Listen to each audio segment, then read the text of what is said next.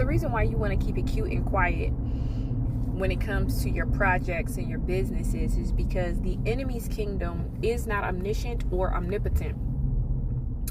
And so the way they work, and I've made a video about this, is through networking, right? They work through people, right? What we wrestle against is not flesh and blood, but principalities of the air, the unseen, in the spirit realm. And so what will happen is you will tell your friend or somebody about a business or a project that you have, and all of a sudden you start being under warfare, not realizing that it's warfare.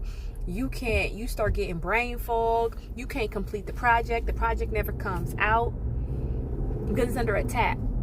So it's important for you to really treat your projects, well, one, if you're experiencing this, and I made another video about this, make sure you're presenting it to God. Make sure that you're fasting and you're praying and you're consecrating your projects and your businesses, because the enemy wants to stalemate them. That's what I kept saying in the spirit, is that there were so many things that the people of God were birthing, but it would die early and wouldn't come to fruition. It wouldn't actually manifest, not because it wasn't a good idea, not because it wasn't a well thought out plan, but because the enemy doesn't want it to grow.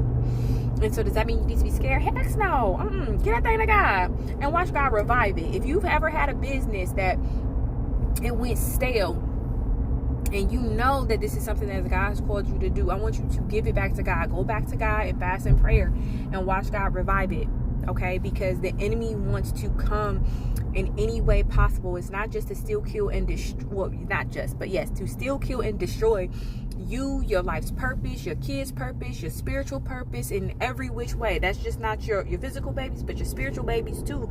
The things that you put, because the enemy doesn't want you to reach the masses with your business, with your project, with your ideas, right? And so if he can distract your mind, if he can keep you busy on other things, to not work on your project, not work on your business, right? So it's really, really important that when we talk about not casting your pearls amongst the swine, make sure you're careful who you're talking to your business about. Not just your personal business, but your professional career business, right? The goals that you have, your spiritual goals. Be careful of who you're sharing those things with, because and I know when you are in Christ, nothing can touch you and impact you, okay? But that does not mean that the plans are not formed and that the weapons are not formed, okay? And it might cause like these small delays. And so you want to make sure that you are guarded up and prayed up against the attacks from the enemy.